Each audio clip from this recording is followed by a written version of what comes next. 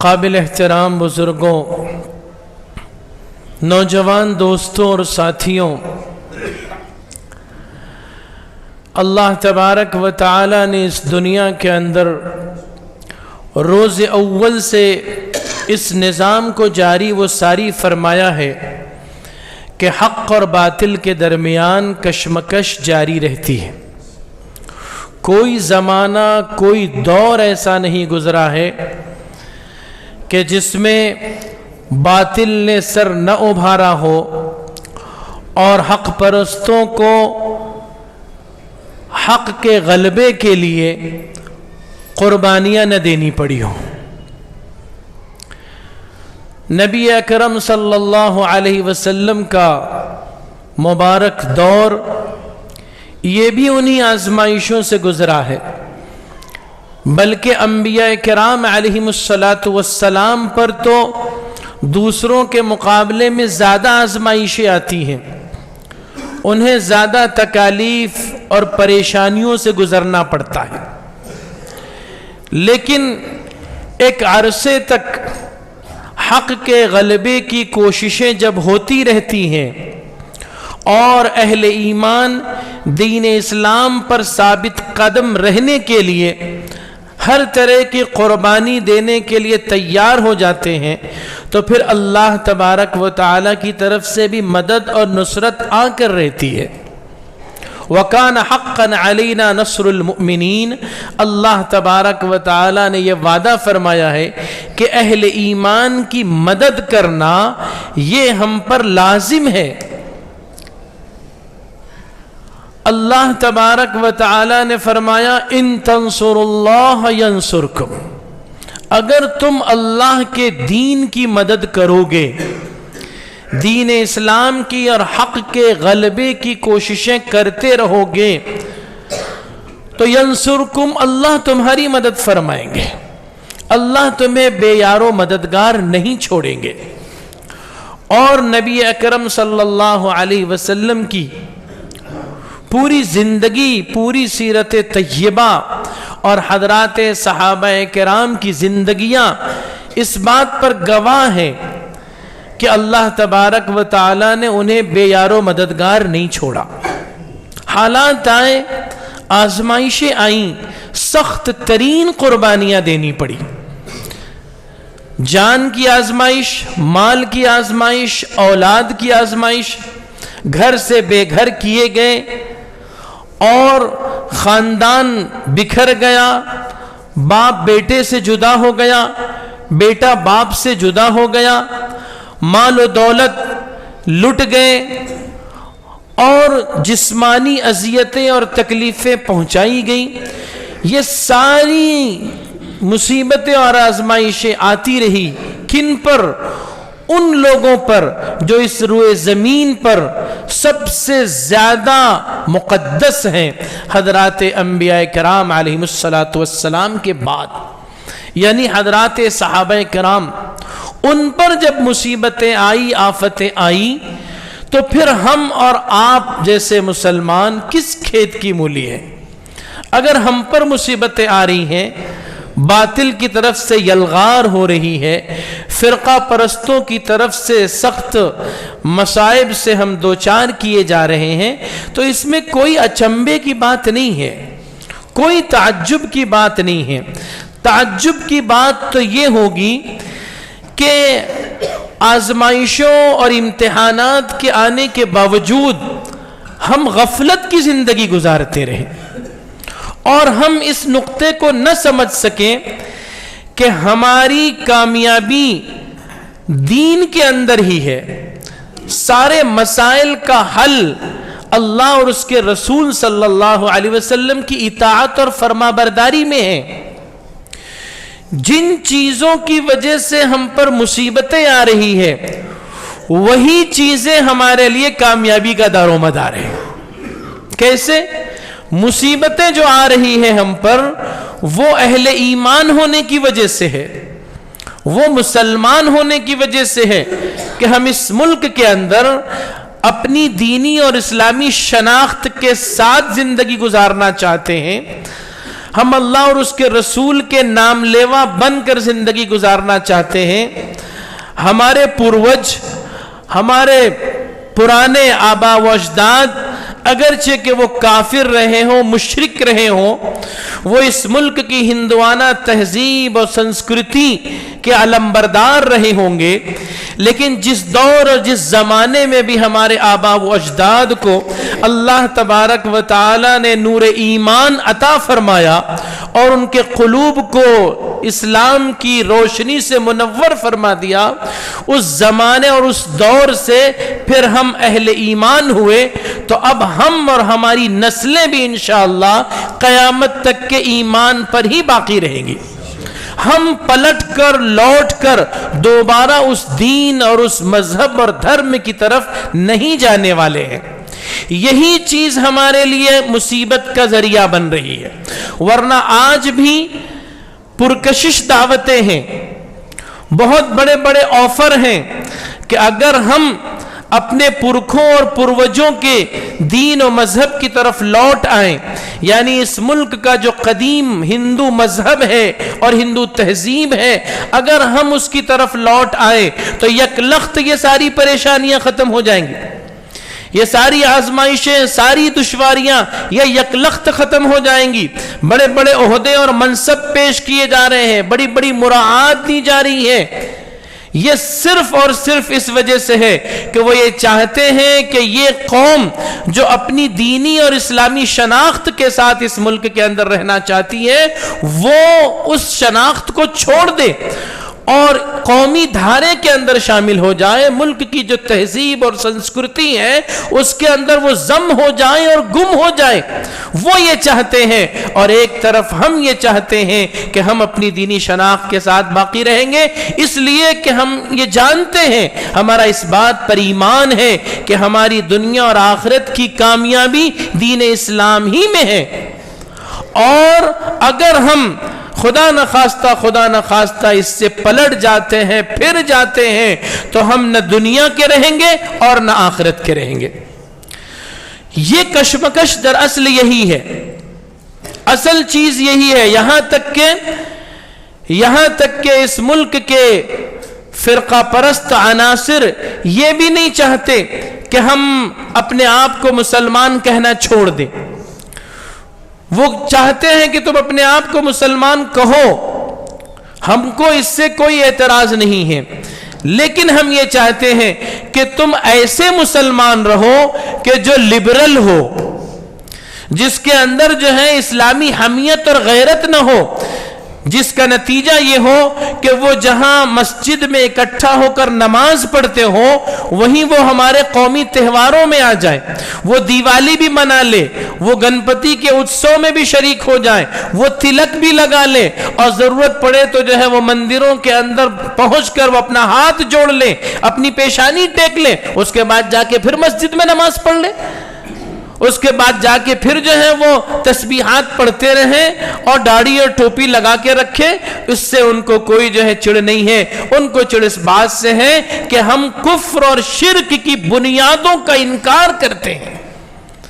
ہم اس تہذیب اور سنسکرتی کا، رہن سہن کے اس طریقے کا ہم انکار کرتے ہیں کہ جس میں کفر اور شرک کی بو آتی ہے،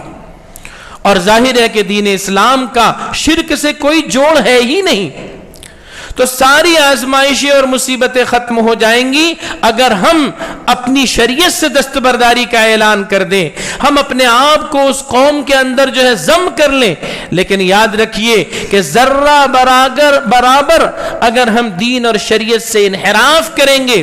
کفر اور شرک کی دعوت کو قبول کریں گے، تو یہ دراصل ارتداد ہوگا، اور ارتداد کی سزا دنیا کے اندر بھی اسلامی شریعت میں قتل ہے، اور اللہ تبارک و تعالی کے یہاں بھی ہمیشہ ہمیش کی جہنم ہے۔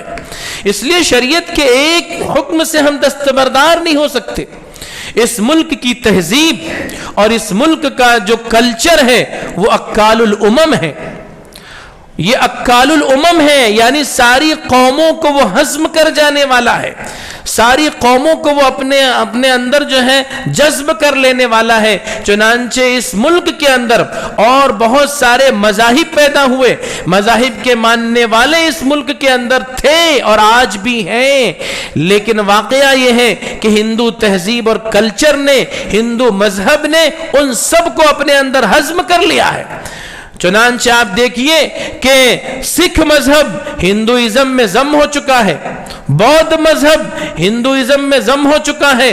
اور جین مذہب ہندوازم میں ضم ہو چکا ہے۔ ان سارے مذاہب کو اور ان کے عقائد و نظریات کو انہوں نے اپنے اندر ضم کر لیا ہے، ہضم کر لیا ہے، اور آج دیکھیے کہ یہ سکھ بھی اپنے آپ کو ہندو کہہ دیتے ہیں۔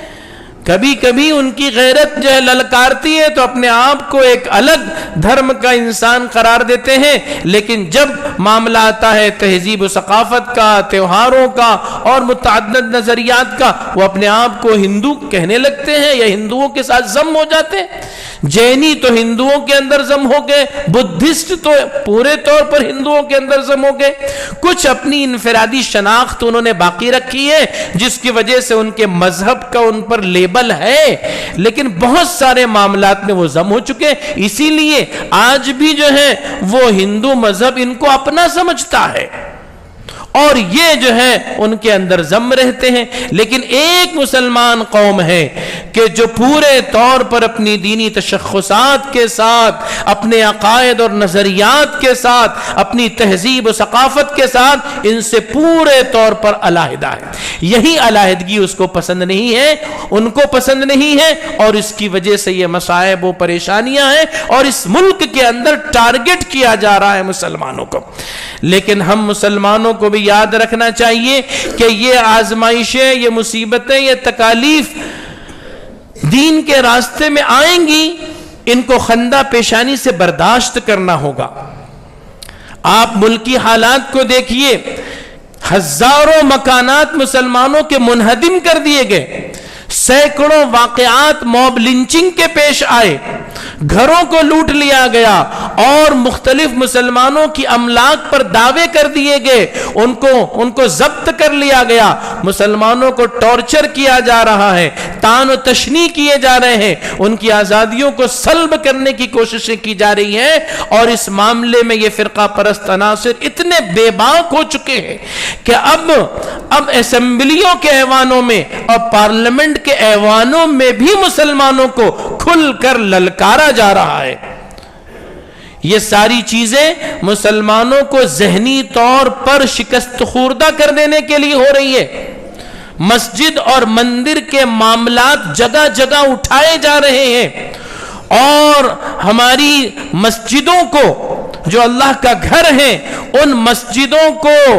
مندر ثابت کرنے کے لیے، معبد ثابت کرنے کے لیے ایڑی چوٹی کا زور لگایا جا رہا ہے، اور اس کے لیے مختلف حربے استعمال کیے جا رہے ہیں۔ یہ سب کے سب دراصل ذہنی طور پر ہمیں شکست خوردہ کر دینے کے لیے ہے کہ مسلمان اس ملک کے اندر مایوس ہو جائیں اور یہ سمجھنے لگے کہ اب اس ملک میں اسلام کا مستقبل باقی نہیں رہا اور دین اسلام پر چلنا اب دوبھر ہو چکا ہے، اس لیے ہم کو بھی پلٹ جانا چاہیے معاذ اللہ، اور ہم کو بھی حالات سے جو ہے مصالحت کر لینی چاہیے، ورنہ ہمارے مکانات باقی رہیں گے، نہ ہماری جائیدادیں باقی رہیں گی، نہ ہمارے کاروبار جو ہے باقی رہیں گے۔ کتنے ہی مسلمانوں کے لائسنس ضبط کر لیے گئے ہیں اتر پردیش کے اندر۔ وہ مسلمان جو گوشت کا کاروبار کیا کرتے تھے، امپورٹ ایکسپورٹ کا کاروبار کیا کرتے، ان کے لائسنس ضبط کر لیے گئے ہیں، ان کو اجازت نہیں دی جا رہی ہے کاروبار کرنے کی۔ یہ معاشی اور اقتصادی ضرب بھی لگائی جا رہی ہے۔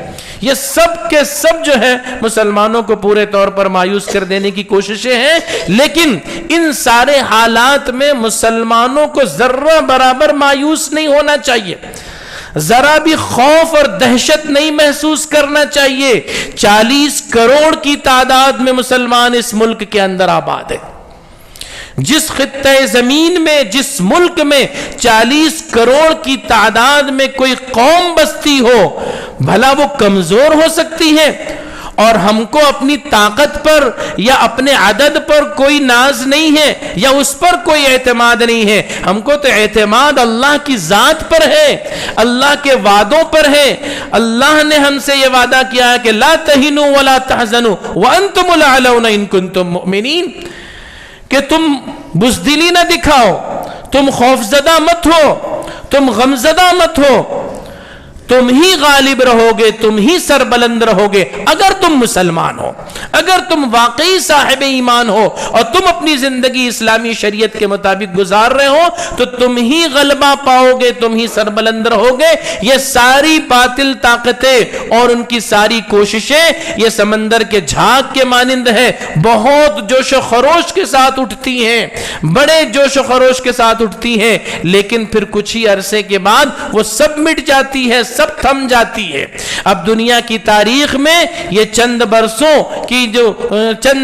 جو ہوتے ہیں, 10-20 برس ہو, 40-50 برس ہو, یہ کوئی زیادہ معنی نہیں رکھتے ہیں, یہ کوئی زیادہ معنی نہیں رکھتے ہیں. اگر اس عرصے کے اندر باطل اچھل کود کر رہا ہے تو اس کا یہ مطلب نہیں ہے کہ باطل غالب آ چکا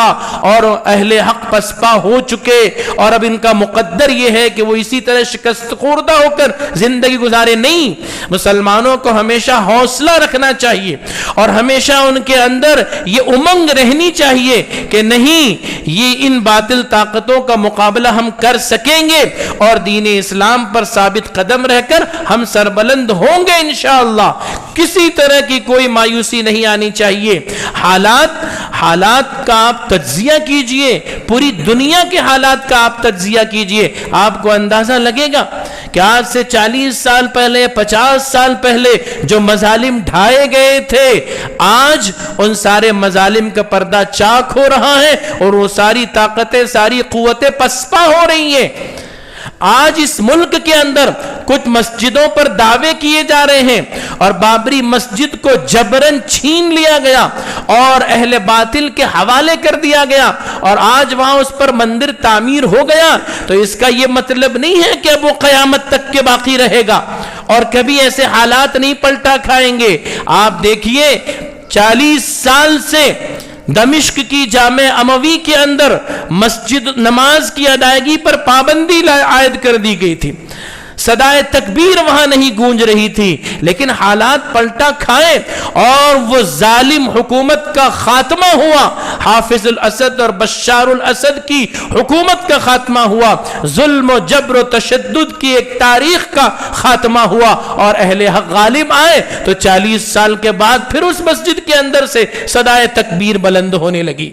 اور نمازیں ادا کی جا رہی ہیں پورے جوش و خروش کے ساتھ. ترکی کے اندر مصطفیٰ کمال عطا ترک کا جب غلبہ ہوا اور تو وہاں پہ آیا صوفیہ مسجد کو جو ہے میوزیم کے اندر تبدیل کر دیا گیا, نمازوں پر پابندی لگا دی گئی اور اذانوں پر پابندی لگا دی گئی. 70 سال تک کے اس مسجد کو میوزیم بنا کر رکھا گیا, لیکن کیا ہوا, حالات پلٹا کھائے اور پھر اہل حق غالب آئے تو پھر وہ میوزیم مسجد میں تبدیل ہو گئی. مسجد اللہ کا گھر ہے, قیامت تک کے مسجد باقی رہے گی,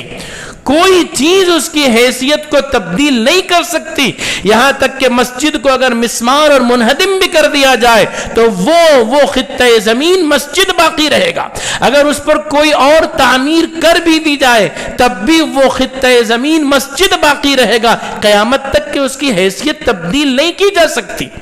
اس لیے جو لوگ مسجد مندر کا جھگڑا کھڑا کر رہے ہیں ان کو سمجھ لینا چاہیے کہ تاریخ میں یہ ساری داستانیں محفوظ ہو رہی ہے. کسی قوم کے کمزور ہونے کی وجہ سے اگر ان پر ظلم اور جبر کر کے ان کی مسجدوں کو ہتھیا لیا جائے گا تب بھی اس مسجد کی حیثیت نہیں بدلے گی, اور جب ان کی اس قوم کو دوبارہ طاقت اور غلبہ حاصل ہوگا وہ چیز دوبارہ وہ حاصل ہو کر رہے گی, کوئی چیز تبدیل نہیں ہو سکتی. اس لیے مسلمانوں کو بہت حوصلہ رکھنا چاہیے. اللہ تبارک و تعالی ہمارے اکابرین کو جزائے خیر دے. آل انڈیا مسلم پرسنل لا بورڈ نے بابری مسجد قضیے کے بارے میں یہ فیصلہ صادر کر دیا تھا کہ بابری مسجد کی زمین, بابری مسجد یہ مسجد تھی, مسجد ہے, مسجد رہے گی, قیامت تک کے مسجد رہے گی. بڑے سے بڑا آفر آیا, پیشکش آئی اس مسجد سے دستبردار ہو کر آپ جو ہے اتنی جگہ لے لیجئے، اتنے ایکڑ زمین لے لیجئے، آپ کو یونیورسٹی بنا کر دے دی جائے گی، آپ کو یہ دیا جائے گا، یہ دیا جائے گا، کسی پیشکش کو قبول نہیں کیا۔ یہاں تک کہ عدالتی فیصلہ صادر ہونے کے بعد جب بابری مسجد کے عوض میں 5 ایکڑ زمین دی جا رہی تھی کہ آپ اس جگہ پر ایک مسجد بنا لیجئے، اسلامک سینٹر بنا لیجئے، جو چاہے بنا لیجئے، اگر اس کو قبول کر لیا جاتا تو شاید حکومت کی نگرانی میں، حکومت کے تعاون سے بڑی عالیشان مسجد بن سکتی تھی، بڑا اسلامک سینٹر بن سکتا تھا، سب کچھ ہو سکتا تھا، لیکن مسلمانوں نے، ہمارے اکابرین نے اس بابری مسجد کے عوض میں کچھ لینا گوارا نہیں کیا، اس لیے کہ ہم اس نظریے پر قائم ہیں کہ وہ جگہ آج بھی مسجد ہے اور قیامت تک کے مسجد رہے گی۔ یہ دور اندیشی والا فیصلہ تھا۔ حالات تو پلٹنے والے ہیں نا، حالات تو پلٹنے والے ہیں۔ اہل حق کو غلبہ حاصل ہونا ہے، جب اہل حق کو غلبہ حاصل ہوگا تو ہماری چیز ہم کو دوبارہ ملے گی۔ آج اگر ہم دستبردار ہو جاتے اور اس کا کوئی عوض قبول کر لیتے تو پھر بعد میں ہم اس کو لینے کے اہل نہیں ہوتے۔ بعد میں تو کہا جاتا تھا آپ نے سودا کر لیا تھا، آپ نے معاوضہ قبول کر لیا تھا، اس لیے اب دوبارہ اس کی کوئی گنجائش نہیں ہے۔ عیسائی اپنے چرچ کو فروخت کر دیتے ہیں، ان کے یہاں اس کی گنجائش ہے کہ چرچ کو فروخت کیا جا سکتا ہے۔ چنانچہ برطانیہ میں، یورپ میں بہت سارے چرچ فروخت ہوئے اور مسلمانوں نے اس کو خریدا اور خرید لینے کے بعد پھر اس کو مسجد میں تبدیل کر دیا۔ اب جب وہ چرچ خریدے جا چکے ہیں، ان کا عوض دیا جا چکا ہے، اب قیامت تک کے وہ عیسائی بھی اس کا مطالبہ نہیں کر سکتے کہ یہ کسی زمانے میں چرچ تھا اس لیے ہم کو دوبارہ دیا جائے۔ نہیں، آپ نے عوض قبول کر لیا تھا، بات ختم ہو گئی۔ ہم نے کسی طرح کا کوئی عوض قبول نہیں کیا ہے اور آئندہ بھی کسی مسجد کے بارے میں، اللہ کے کسی گھر کے بارے میں ہم کوئی کمپرمائز کرنے کے لیے تیار نہیں ہے۔ یہ مسجد مندر کا جو جھگڑا کھڑا کیا جا رہا ہے یہ صرف اور صرف ایک جو ہے سیاسی حربہ ہے، یہ ایک سیاسی حربہ ہے، سیاسی غلبے اور استعلاء کو حاصل کرنے کے لیے اور ایک قوم کو نفسیاتی طور پر شکست خوردہ کر دینے کے لیے، ان کے حوصلوں کو توڑ دینے کے لیے کیا جا رہا ہے۔ ورنہ عقل مندی یہ نہیں ہے کہ یہ دیکھا جائے کہ اتنے سال پہلے کون سی چیز کیا تھی اور اتنے سال پہلے کون سی چیز کیا تھی۔ مفکر اسلام حضرت مولانا علی میاں رحمت اللہ علیہ نے اسی طرح کے معاملات کے قضیے میں یہ فرمایا تھا کہ تاریخ کو الٹا سفر نہ کرایا جائے،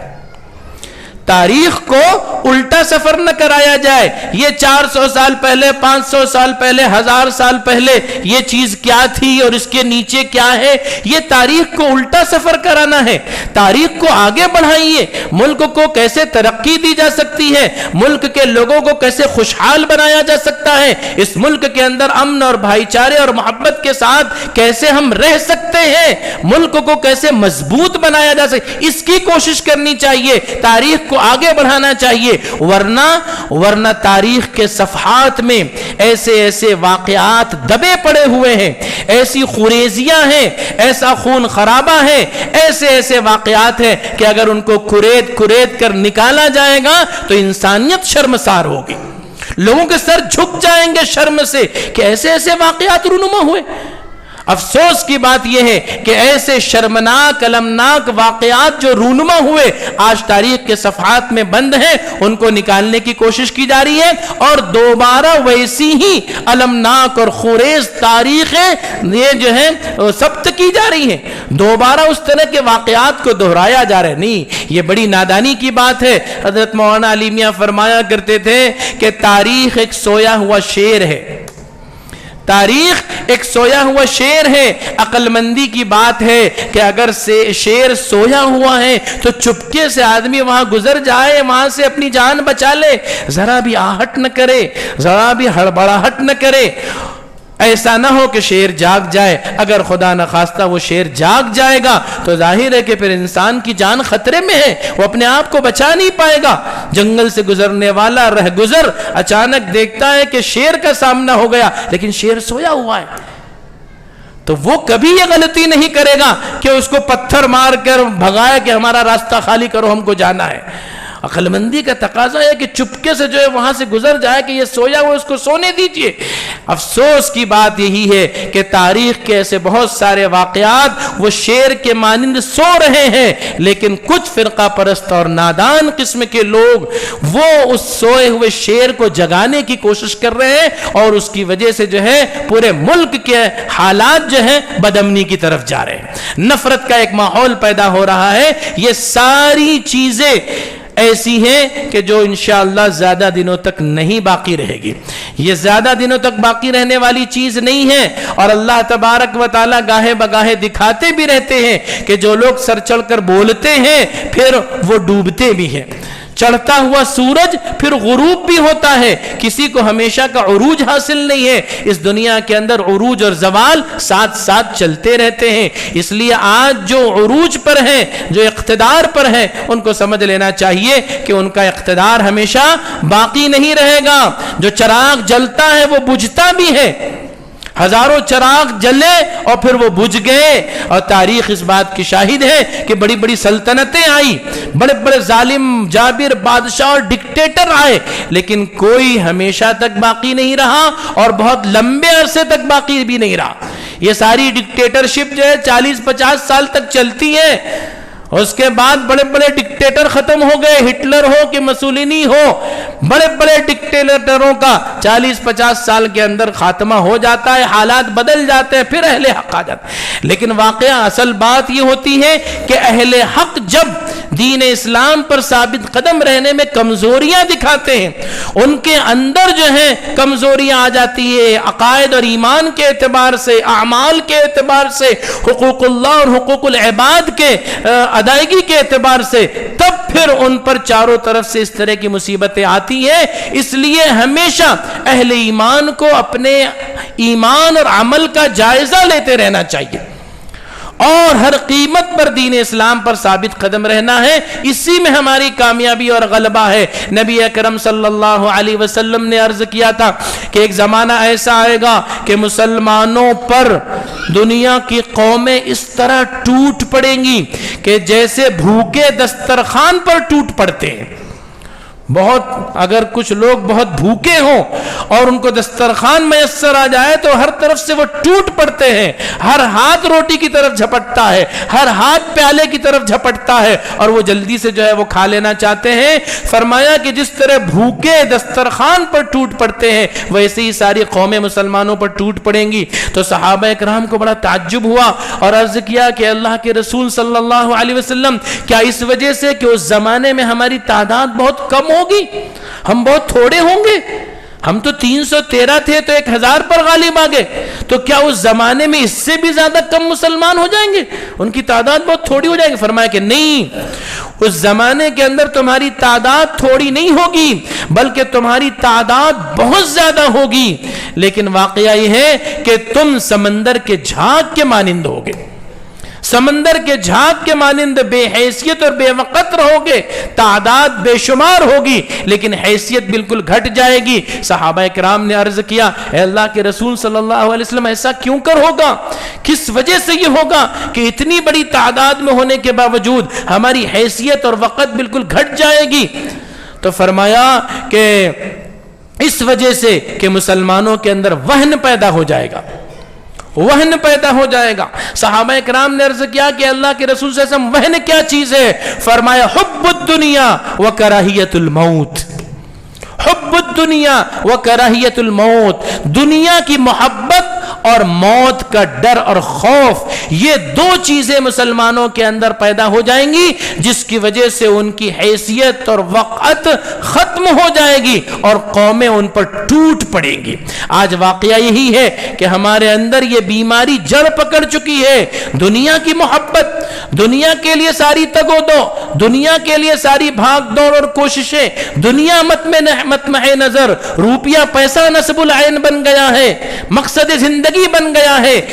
دنیا کے مقابلے میں دین کو پسے پشت ڈال رہے ہیں، مال و دولت اور روپیے پیسے کے مقابلے میں شریعت کے احکامات کو پسے پشت ڈال رہے ہیں۔ کہیں نہ کہیں دنیا کی محبت ہم میں سرایت کر چکی ہے اور وہ غالب آ چکی ہے، جس کی وجہ سے دین کی عظمت نکل چکی، اور دین کی عظمت نکل چکی تو دین پر عمل پیرا ہونے کا جذبہ اور داعیہ پیدا نہیں رہا، اور دوسرے یہ کہ موت کا ڈر اور خوف پیدا ہو گیا۔ مسلمان اب موت سے گھبرانے لگا ہے، اور یہ کہ وہ موت کو اللہ سے ملاقات اور وصال کا ذریعہ نہیں سمجھتا ہے، وہ موت کو ایک خوفناک چیز سمجھتا ہے، جبکہ موت ایک اٹل حقیقت ہے اور اس سے کسی کو کوئی مفر نہیں ہے۔ موت مسلمانوں کو عزیز ہونا چاہیے، بطور خاص راہ خدا کی موت۔ شہادت کا شوق، شہادت کا جذبہ مسلمانوں کے اندر سے ختم ہو گیا، وہ سوچتے بھی نہیں کہ ہم کو راہ خدا میں شہید ہونے کا اعزاز ملنا چاہیے۔ شہادت ہے مقصود و مطلوب مومن، نہ مال غنیمت نہ کشور کشائی۔ راہ خدا میں شہادت کا شوق مسلمانوں کے اندر نہیں رہا۔ اور پھر موت تو بڑی چیز ہے، دین اسلام کے خاطر قربانیاں دینا، محنتیں اور مشقتیں برداشت کرنا، اپنے عیش و آرام کو تج کرنا، اپنے کمفرٹ زون سے، اپنے آرام دہ حجروں سے نکل کر دین اسلام کے خاطر دھکے کھانا، دین اسلام کے خاطر قربانیاں دینا، اس کا مزاج باقی نہیں رہا۔ تو وہ جو کراہیت الموت کہا گیا ہے نا، اس کے اندر یہ ساری چیزیں شامل ہیں کہ قربانی دینے کا جذبہ نہیں رہا، اپنی جان، اپنا مال، اپنا وقت، اپنی صلاحیتیں دین پر لگانے کا جذبہ نہیں رہا، جس کی وجہ سے قوموں کے درمیان بے حیثیت ہو گئے۔ اللہ نے فرمایا کہ اے ایمان والوں، کوئی تم کو نقصان نہیں پہنچا سکتا اگر تم راہ راست پر ہو۔ لا یضرکم من ضل اذا ہدیتم، تم کو کوئی نقصان نہیں پہنچا سکتا اگر تم راہ راست پر ہو۔ اس لیے ہم راہ راست پر آ جائیں، دوسروں کا شکوہ کرنا چھوڑ دیں کہ وہ ہمارے ساتھ کیا کر رہے ہیں اور کس طرح کا ویوہار کر رہے ہیں، یہ چھوڑ دیجئے، اللہ کو راضی کرنے والے اعمال میں لگ جائیں، انشاءاللہ حالات بدل جائیں گے۔ اللہ تبارک و تعالی ہم سب کو عمل کی توفیق عطا فرمائے۔ وآخر دعوانا الحمدللہ۔